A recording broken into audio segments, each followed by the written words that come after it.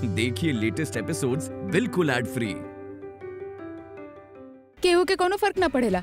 करीना बुआ के, कृतिका के, केहू के नंबर प्रीता के बहुत फर्क पड़ेला। देखिया उ जे करे गल बिया ना, ओकरा वजह से उहे प्रॉब्लम में फंस जाई। हमार फोन, हम अपन फोन चार्ज पे लगेले रहनी यहाँ पे। हम तो यहाँ देखले रहनी, यहाँ तो फोन रहल ना। ऐसने होखेला। अब देखा ना, तोहार फोन जब तक बजल ना तू आँख से देख ना लेला, तरह यकीन न रहे कि वो वहाँ होई। वैसे प्रीता जी बिल्कुल ठीक कहनी आप। जब तक कोनो सबूत ना हो तब कुछ ना हो सकेला। वैसे आप दोनों हमरे रूम में ई का चक्कर बा? चक्करी तो काटत रहनी घर के। हम तरह बताई ना, हमनी तरह खातिर शादी के शगुन लेके आइले बानी। कृतिका आंटी के साथ उ नाश्ता बनाए में बिजी बिया किचन में, और समीर अपन बातन से हमनी के बोर करत जात रहे। हमनी सोचनी थोड़ा सा घर देख ली हमनी, तब बस घूमत घूमत हमनी ई बेडरूम में आ गई। और ई बेडरूम कितना अच्छा बा दी, बहुत बहुत सुंदर बा। तू कितना अच्छा सेटअप कैले बाड़ा ना। बस ई ब्यूटीफुल रूम देख के हमनी एही जे ठहर गनी, और इतना में तू आ गईला। थैंक गॉड हम आ गई नहीं। एनीवेज चली ना, बाहर चलल जाए, ब्रेकफास्ट करल जाए साथ में। हाँ चल चल चल।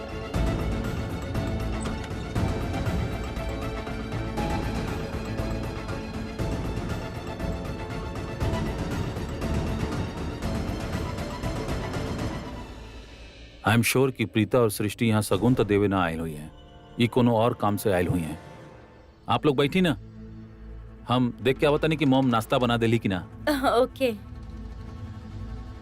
ईला सारा पराठा तैयार हो गए। का हाल बा अक्षय? अब आजा सब लोग, गर्मा गर्म खाला। ईला हम भी ले आई नी, लौकी, एलोवेरा और करेला। भाई एकर जूस बना दा। अरे वाह। दूधी, करेला और एलोवेरा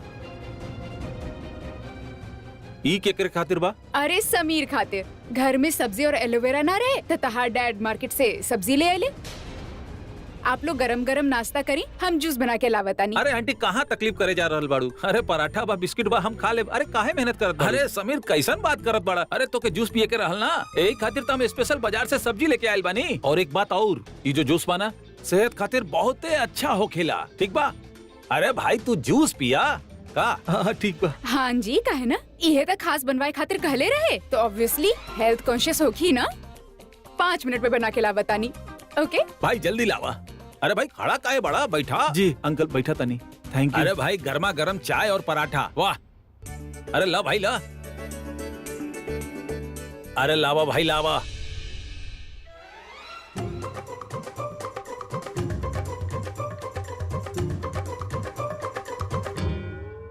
समीर के चेहरे से साफ पता चला था कि जूस में इंटरेस्ट नहीं खे। जूस खातिर झूठ बोले भाई।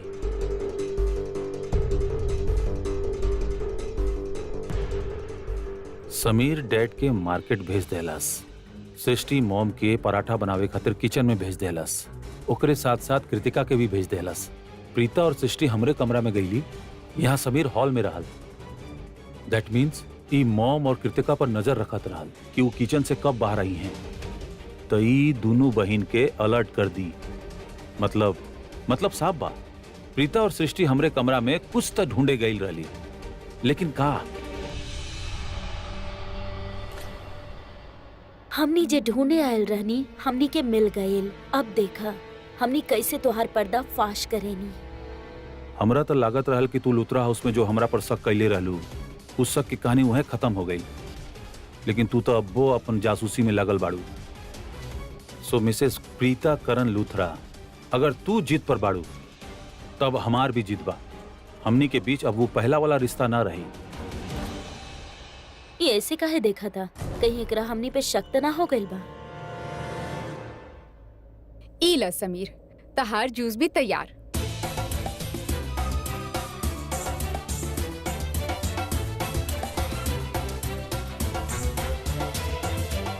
कृतिका कैसन बाड़ू तू? अच्छा बानी अक्षय जी। इनफैक्ट आज खुश भी बहुत बानी। आपके पता बा, आज आपके घर पे पहला बार हम आपके मॉम के साथ ही सारा पराठा बनेले बानी, है ना आंटी? अरे तहार मॉम तहार घर ई का होखेला बेटा? हम यहाँ तहार भी मॉम बानी और ई घर तहार भी बा। तू ई घर के बहू जे बाड़ू।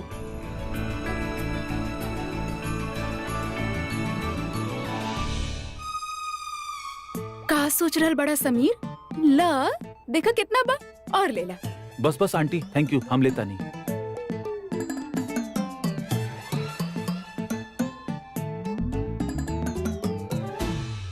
का बात बा समीर, जूस न पियत पड़ा? ये हेल्थ खातिर बनवाइले रहला ना, या स्पेशल जूस के बहाने लोगों के बिजी रखे के रहल? हम काहे केहू के बिजी रखब? ऑफ कोर्स हेल्थ खातिर। अब तू देखा हम ये जूस कैसे पियत नहीं, तू देखा। तब पिया ना, रुकल काहे बड़ा? अरे रंग देखा तनी कितना सुंदर रंग बा हरा जूस के। जूस भी अच्छा बा, और अगर पहला बार ना पियत बड़ा तो इतना कड़वा ना लगी। पहला बार के बाद का करत बड़ा ब्रो? हम तो रोज पिए नहीं, रोज के काम बा। अभी तू देखा हम कैसे एक झटका में के पिए नहीं। Cheers guys, cheers. अकेले पियता नहीं फिर भी।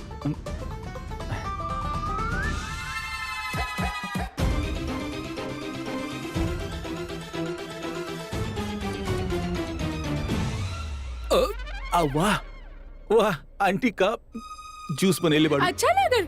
अरे एला और दा। अरे ना ना, बस बस बस थोड़ा सा पीला। दी मम्मा भी घर पे इसने जूस बनावत रहली ना, अब हम भी आधा ग्लास पियब। Thank you aunty. ला ला।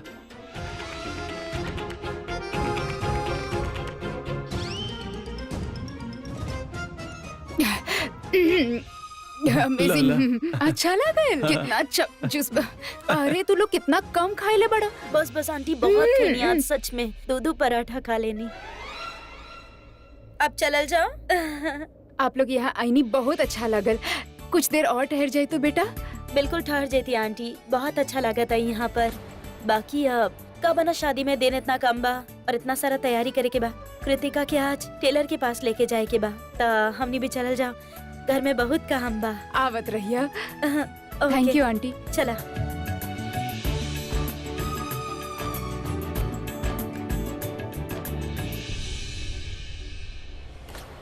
जाके देखी तो सही, ये दोनों हमार कमरा में कैले का बिया।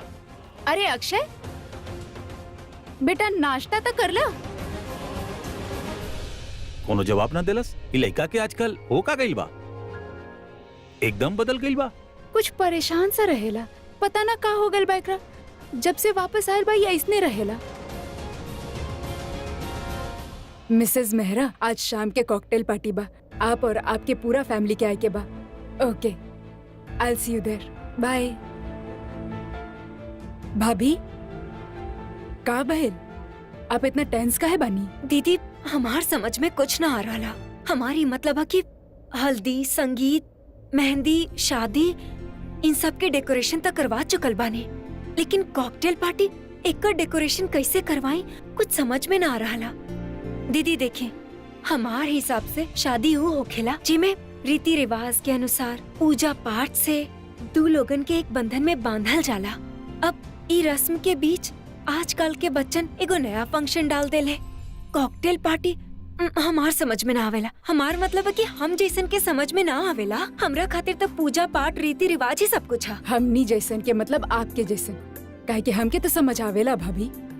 देखी, ई आजकल के बच्चा अगर जागो जैसन रस्म में पार्टिसिपेट कर सकेले, जौन रस्म के बारे में उनके कुछ ना पता, पूरा रात जगह जाग के एंजॉय कर सकेले, तो हम उनके रस्म में पार्टिसिपेट काहे ना कर सकेनी?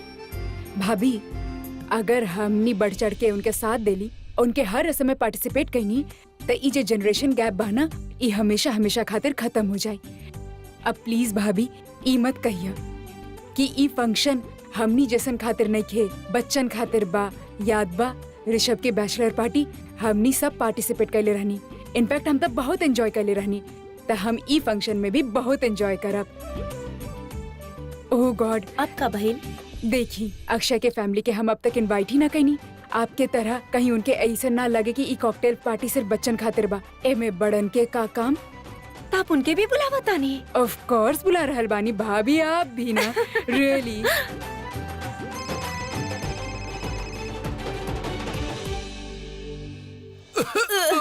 अरे भाभी, देखा था नहीं?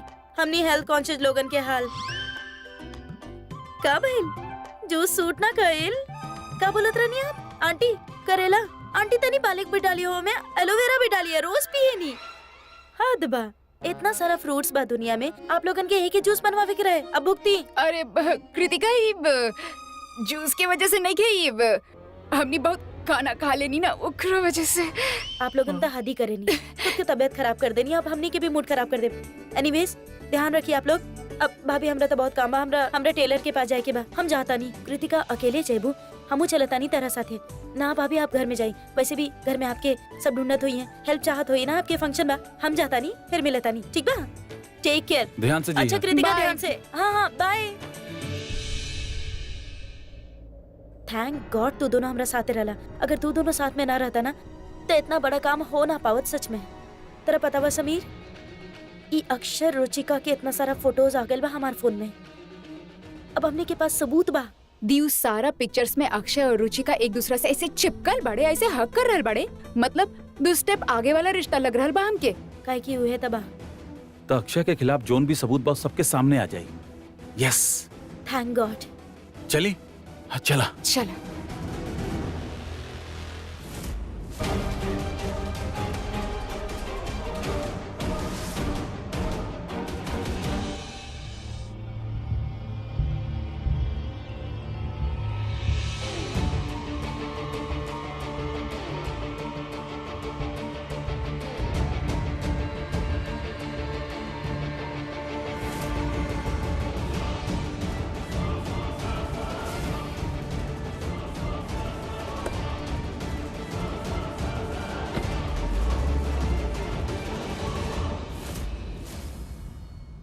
अब और खेल खेले की जरूरत नहीं खे और कुछ छिपावे की भी जरूरत नहीं खे। अब तो बस हमार वार खातिर तैयार हो जा प्रीता। करा करा वार के तैयारी करा, हमार जासूसी करा, पर हमरे खिलाफ ये सब करल तो के बहुत भारी पड़ जाई, बहुत भारी। अब तो के हमरा से वह मिली प्रीता जेकरे लायक तू बाड़ू, और वो बा हमार गुस्सा।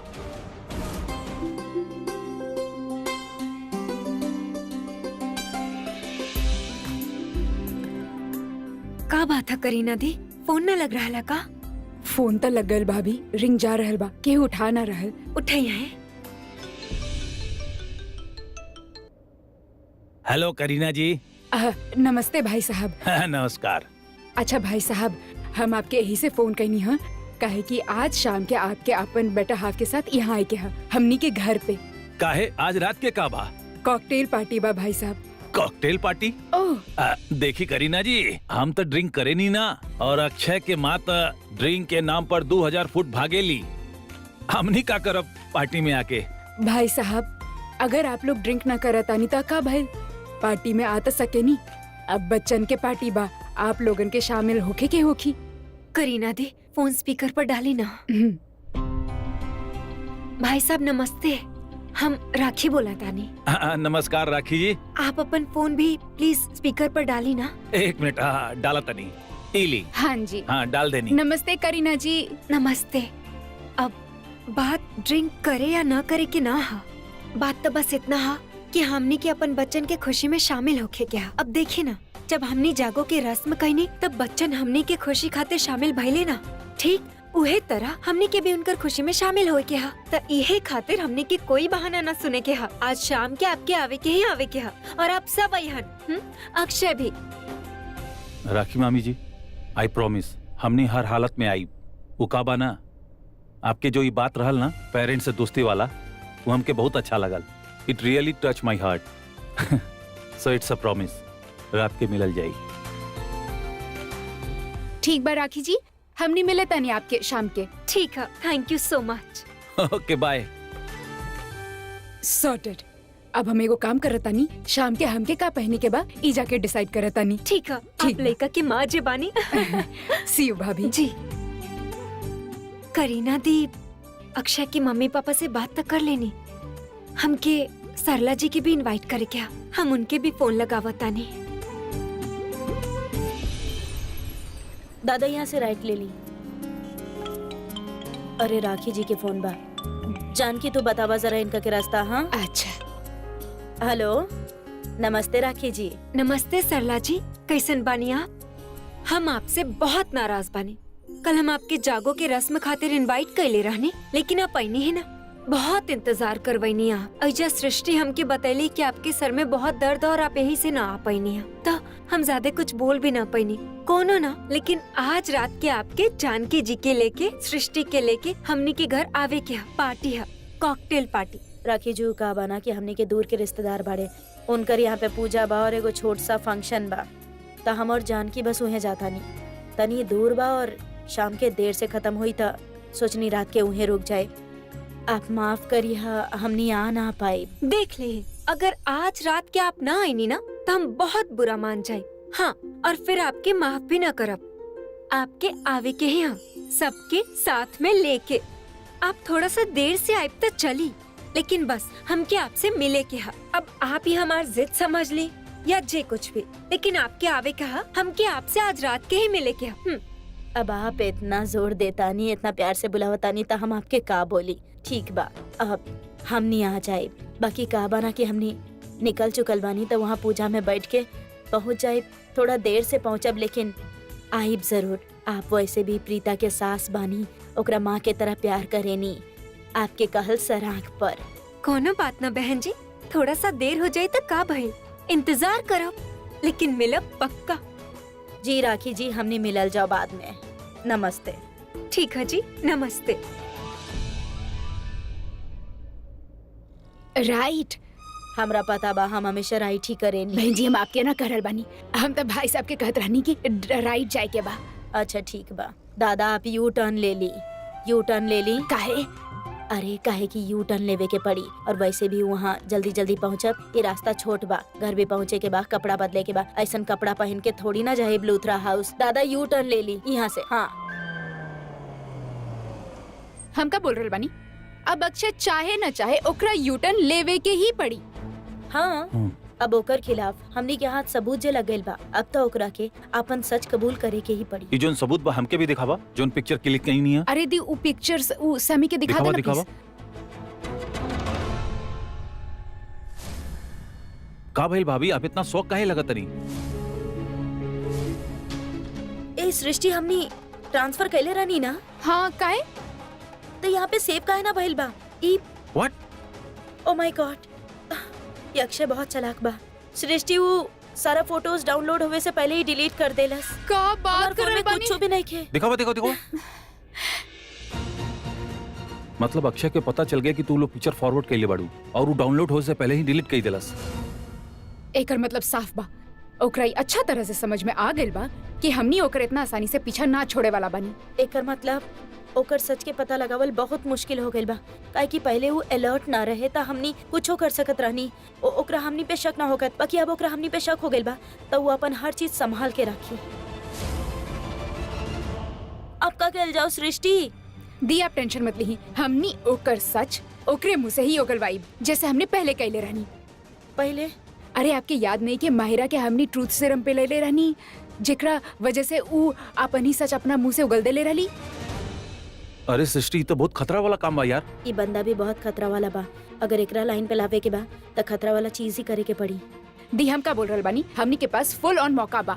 आज कॉकटेल पार्टी बा, हमनी कॉकटेल पार्टी में कोनो न कोनो तरह से अक्षय के उ ट्रूथ वाला सीरम पिला दे। फिर देखिए कैसे अपन ही मुंह से अपन ही सच उगल दी और सबके लागे कि नशा के हालत में सब बोल रहल बा। का ख्याल बा? ओके ओके ओके। हमनी जौन भी करब, आज के रात हमनी खातिर बहुत इम्पोर्टेंट बा। कॉकटेल पार्टी बा, सारा परिवार होई और सारा परिवार के सामने अक्षय के पर्दा फाश होई। पकड़ा।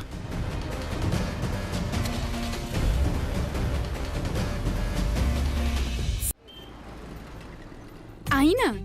हाँ अरे जी। नमस्ते नमस्ते। नमस्ते जी, खुश रहो कैसन बेटा। बानी आप? कैसन बनी आप? अच्छा बानी, तू कैसा बड़ा? Very good. कैसन बाड़ा बेटा? ऑल गुड मामी जी। जी अतरा। अच्छा बहुत बानी, आप handsome कैसन लगत आप बानी? सब भी बहुत प्यारा लगा था। Thank you Thank so you. मच। हाँ ये तो बात बा।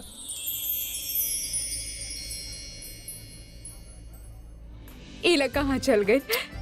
मम्मी जी, आजकल के बच्चन यहाँ वहाँ तो बिल्कुल टाइम पास न करेले। जहाँ जाए के होखेला डायरेक्टली हो जा निकल जाले। बिल्कुल। करीना, आज तो हमार भी मन करता नाचे के। ऑफ कोर्स मॉम, डांस करी कृतिका के शादी जेबा। हम भी तो अपन डांस तैयार कर ले बनी अक्षय के सच? पापा के साथ। आप डांस करता नहीं? हाँ जी, अभी आप देख ले का बानी, हम भी कौनों से कम ना बानी, हम भी पंजाबी बानी। हाय कृतिका, हाँ, तू बहुत सुंदर लगा तरु।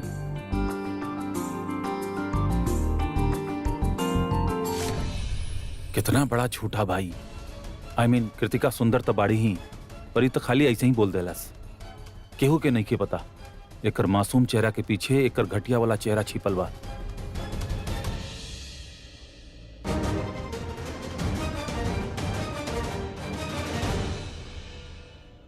समीर अक्षय के ऐसे देख रहा जैसे ओकर जासूसी कर रहा। काहे के कर रहल बा? समीर प्रीता और सृष्टि के जासूस बा, हर वक्त उनके खातिर जासूसी करत रहेला। तू हंस कह रहल बड़ो? वो सब यह खातिर कर रहा काहे कि उस सृष्टि से प्यार करेला। वैसे ऐजा हर केहू के केहू न केहू से प्यार हा, हर केहू खातिर कोई न कोई हा। बस हमारी किस्मत खराब हा। जैसे हमके प्यारा वो प्रीता के चंगुल में फसल हा। माहिरा, कम से कम खुद से तो झूठ मत बोला। करण प्रीता के चंगुल में ना फसल बा, करण प्रीता से प्यार करेला, और ये बात तू भी जाने लो। हर बार ऐसन बात करल जरूरी है। माहिरा, जे सच बा हम उहे बोल रहल बानी, और तोहके भी ये बात पता बा, तो एमे बुरा माने के कोनो बात नहीं खे। चाहे तू हमके कितना भी गलत समझा माहिरा, हम हमेशा सच बोलब।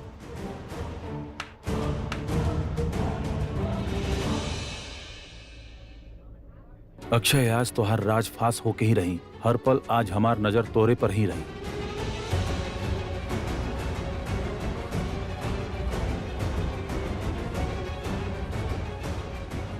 और लबर्ट्स का बात चल रहल बा? इट्स पर्सनल, काहे बताई? पर्सनल? अच्छा। बेटा, यहाँ का कर रहल बड़ा? Tonight is your night. एगो सेपरेट सेक्शन बा जहाँ पे डांस फ्लोर भी बा, बार भी बा। जस्ट हैव फन। तू बार में जाके ड्रिंक कर सकेला, बट नॉट विदाउट यू। रियली? अच्छा, अपन होखे वाली मॉम इन लॉ के टीज कर रहल बड़ा? मॉम ना बेटी के ले जा। गो। ओके, चली? यस। चला। बुआ, एनी हेल्प? ना थैंक यू। ओके। दी अब का करल जाओ? आप जौन भी करे के बा बहुत सोच समझ के करे के बा। एक एक कदम बहुत फूक फूक के रखे के बा। ये अक्षय हमनी के सोच से भी बहुत ज्यादा चालाक बा। देख ले लू ना तू का कैलास। I know. बस अभी समझ ला, जब तक हमनी के हाथ को ऐसा सबूत न लग जाला जे हमनी के पता बा हमनी सबके देखा ही तो सब यकीन कर ली है, तब तक हमनी के मुंह बंद करके रखे के हुई। केहू से कुछ न कहे के बा, एकदम चुप रहे के बा। लेकिन हमेशा हमनी के हाथ में सॉलिड सबूत ही लगेला दी। वो फोन वाला सबूत भी सॉलिड ही रहे, लेकिन हमनी के का पता रहे कि इतना शातिर इतना चालाक निकली। अब देखा, जैसे आप ओकरा रंगे हाथ पकड़ ले रहनी ना वो लड़की के साथ रूम में रोमांस करत हुए, और फिर जब आप पूरा फैमिली के ओकरा सामने लेके आई नी तब वो अपन बाजी ही पलट देलस। हमके तो लगता दी ये फैमिली ना आपसे ज्यादा ओकरा पे विश्वास करेली। बात विश्वास के नहीं खे, बात ई घर के होके वाला दामाद के बा। करीना लूथरा के बेटी कृतिका लूथरा के शादी के बा, करण लूथरा के बहन के शादी के। बहुत बड़ा मैटर बा सृष्टि, कहीं पर भी गलती ना कर सके नी। हमनी के गलत फहमी, हमनी के गलती के वजह से कोनो हर्ट हो जाए, चाहे कोनो प्रॉब्लम में पड़ जाए, बिल्कुल अफोर्ड ना करेली। बाकी हमनी के पता चल चुकल बा कि अक्षय अच्छा इंसान एक है। प्रॉब्लम ही बा कि हमने अक्षय के भी पता चल चुकल बा कि हमने ये बात जाने नहीं। पहले वो केयर फ्री रहे, ओकरा ना पता रहे कि हमने दोनों ओकर इन्वेस्टिगेशन करता नहीं, तो केयरलेसली जे ओकरा करे के रहे वो करत रहे। बाकी अब ओकरा पता चल गइल बा कि हमने कुछ भी करके ओकर सच सबके सामने लावे चाहे नहीं, तब वो बहुत केयरफुल रही। हमरा ना लागेला कि कोनो गलती भी करी तब हमने बहुत केयरफुल रह के। जीजू हरल बनी। का बिल हमरा होते तू दोनों चुप हो गए लो? हमरा ही खिलाफ कुछ चल रहा बा का? अरे ना जीजू, हमारे हैंडसम से जीजू, हम आपके खिलाफ काहे कुछ बात करब, हमनी तब आपके ही बात करत रहनी।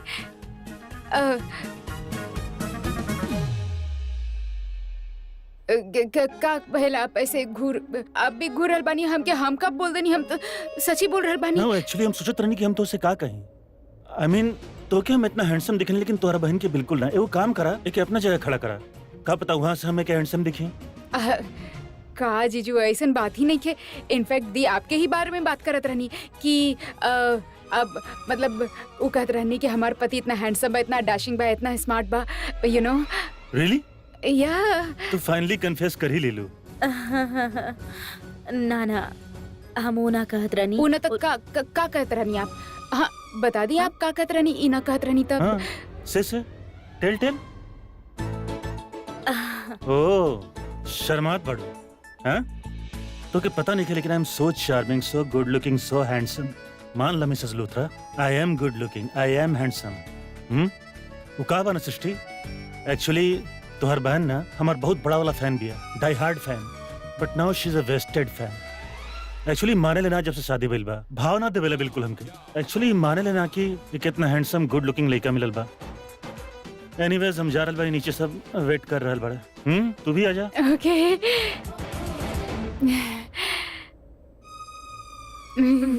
सॉरी। अच्छा, सॉरी तोरा लगा था कि तू बच्चे का जरूरत रही कहे के? कौन जरूरत रहे बकवास करे के? अरे बकवास का कहानी, सच्ची तो कहानी। अब हैंडसम बानी तो बानी और आपके पति बानी तो बानी।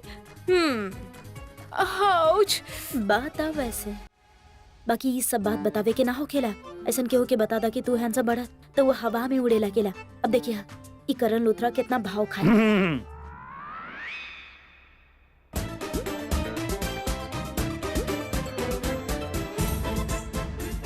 सुन लेनी का। मिसेस लूथरा, ई पहना दा।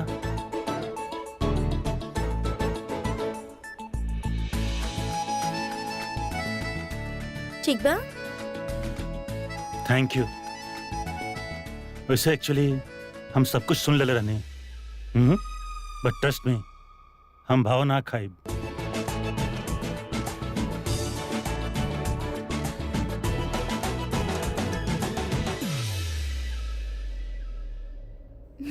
वैसे थैंक गॉड जीजू ई वाला बात सुन लेनी, ऊ वाला ना। चली ना दी, अब अक्षय पे नजर रखल जाओ। हाँ चलो।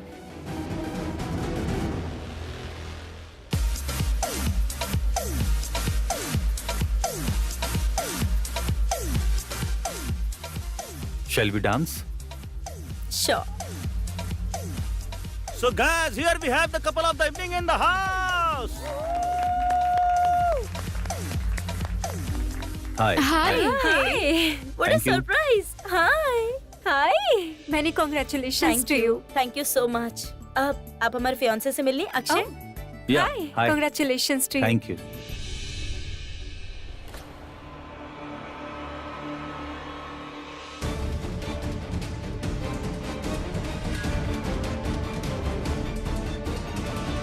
हाय Akshay. Hi. My friend Megha. Yeah, I just met. आपके पता बा मेघा पार्टी में काहे आयल बाड़ी? Well, हमार कॉकटेल पार्टी बा तो हमनी ऑब्वियसली के एक अक्षय खातिर जी? हमनी के कॉकटेल पार्टी बा तो एक खातिर आइल बाड़ी। ना, ये आयल बाड़ी करण लूथरा से मिले काहे कि उनकर बहुत बड़ा फैन बाड़ी। भाई के फैन बाड़ू तू? Yes. हाँ?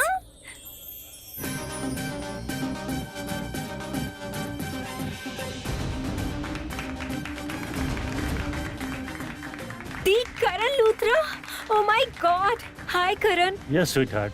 ओह स्वीट हार्ट, माय प्लेजर। हम तो हर फैन न बानी। I just love you. In fact दिन और रात हम सिर्फ तोहरे बारे में सोचनी। इवन हम जे पिलो साथ में लेके सुते नहीं ना, आई फील लाइक तू है बाड़ा। Ah, that's great, nice. Let me introduce to my beautiful wife, Preeta Karan Luthra, my better half. Excuse us.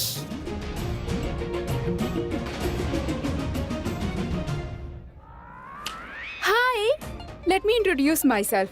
हम सृष्टि, दी करण लूथरा के आधी घर वाली। आई मीन साली। वैसे एगो फ्री के एडवाइस देवे चाहब, हमार जीजू से दूर रहिया because I don't like girls hovering on him. ओके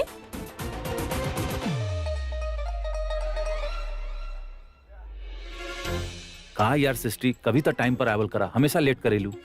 लेकिन आता गई ना। चल कमाल बा, एक तो लेट आवेले, ऊपर से एटीट्यूड दिखावेले, ऊपर से कोहनी भी मारेले।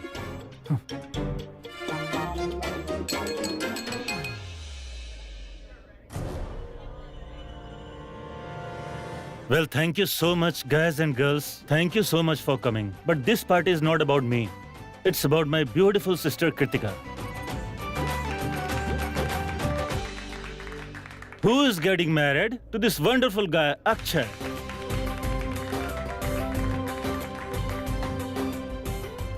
पार्टी फीका ना होके के चाहिए, थोड़ा मस्ती थोड़ा धमाल होके के चाहिए, तो कर शुरुआत करत बानी हम।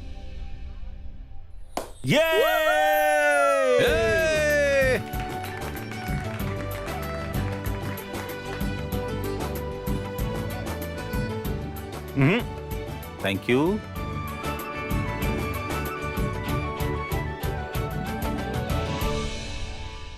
Cheers, guys!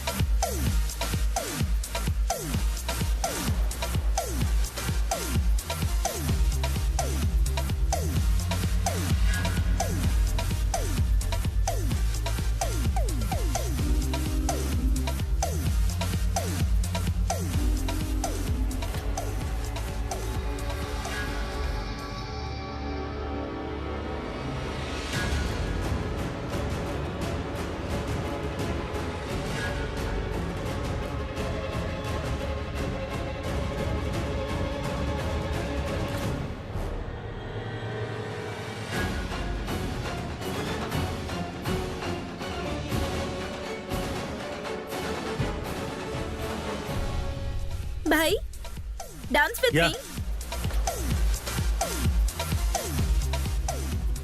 ये प्रीता और सृष्टि कहाँ गायब हो गई?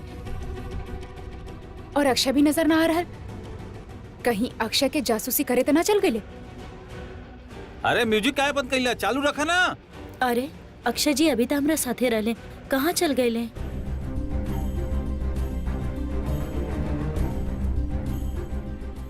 Leave, I said leave.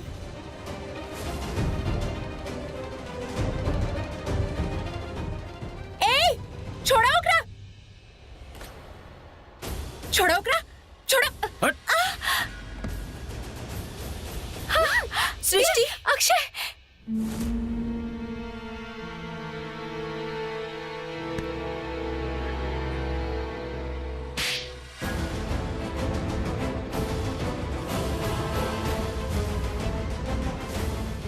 हिम्मत कैसे भइल तोहार? चलो तू हमरा साथे। सृष्टि, इनका भी लेके आवा। आज गुनहगार भी यहाँ पर बा और गवाह भी यहाँ पर बा। तोहार असली चेहरा सबके सामने ला के रहा और तू कुछ ना कर पाई बा। चल प्रीता जी, चल तू। प्रीता जी। मेघा नाम बना तहार। आई एम सो सॉरी मेघा, ये बहुत ओछा हरकत कैले बा तारे साथ। वो तो थैंक गॉड दी और हम आ गए नहीं, वरना पता ना तेरे साथ काका करत ना, पता नहीं कितना लड़के के धोखा दे रहा भाई। मेघा एगो काम करल जा, बाहर जाके सबके सच बता दिया, ताकि फिर कबोई कौनो लड़की के साथ ऐसा न हो, छा हरकत ना कर सके। ओके चल कम। इट्स ओके इट्स ओके।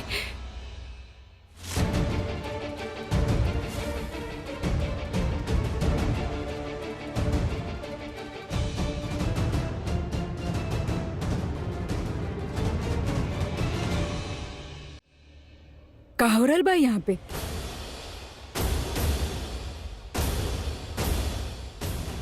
एक मिनट करीना बुआ, पहले कृतिका क्या आवे दी।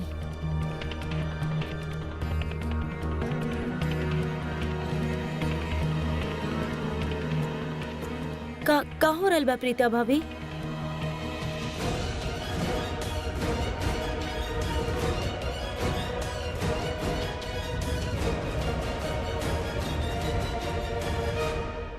कृतिका, हम तरह के कहले रहनी ना, ई लड़का अक्षय अच्छा नहीं खे, भरोसा करे के लायक नहीं खे, विश्वास करे के लायक नहीं खे। ई लड़का तरह खातिर सही नहीं खे।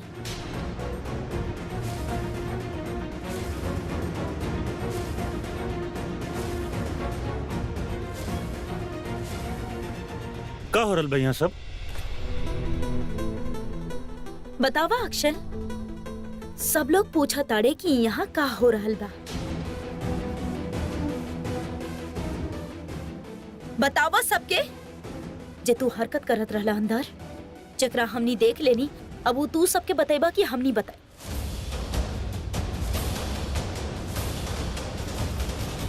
बोलो अपन मुंह से। पसीना पोछ ला अक्षय, कहीं ज्यादा निकल गई तो ओकरे में डूब के मरे के पड़ जाई तारा के। ई का हो रहल बा? का हो रहल बा ई सब? हाँ जो ना होके के चाहत रहे उहे हो रहल बा। लगता तू ना बतेबा, हम ही बता देता नी। आपके बेटा ई लड़की के साथ, मेघा, एकरा साथ बदतमीजी करे के कोशिश करत रहे। का?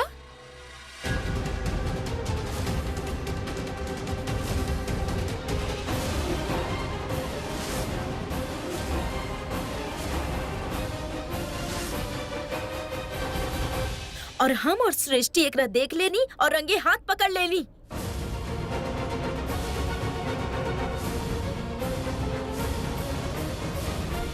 बोला बोला करत रहला कि ना? हाँ ना बतेबा ना, कोनो बात ना। अब हम अपन आँख से देख ले बानी, त एही से ई लड़का के सच्चाई हम सबके बताई।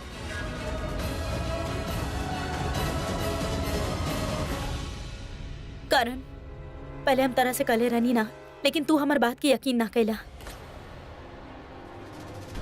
तरह लागल कि हमरा कृतिका और अक्षय के शादी से प्रॉब्लम बा। हम ही दोनों के शादी के खिलाफ बानी, लेकिन हम इनकर शादी के खिलाफ नहीं की, हम ही लड़का के खिलाफ बानी। कहे कि ये लड़का सही नहीं खे, कैरेक्टर लेस बा, सबके धोखा दे रहल बा, धोखेबाज बाई। इनफ प्रीता, बहुत हो गए। हर बार तू अक्षय पे इल्जाम काहे लगावत रहेलू? अक्षय को बहुत अच्छा लड़का बा, बहुत शरीफ बा। नो करीना मैम, ये बिल्कुल भी शरीफ नहीं थे। एक नंबर के फ्रॉड बाई लड़का। सृष्टि, ना करीना मैम, प्लीज आज हमके बोले दी। कहे कि आज कृतिका के लाइफ के सवाल बा। ई लड़का ई लड़की के मुंह पे ऐसे हाथ रख के एक साथ जबरदस्ती करे के कोशिश करत रहल।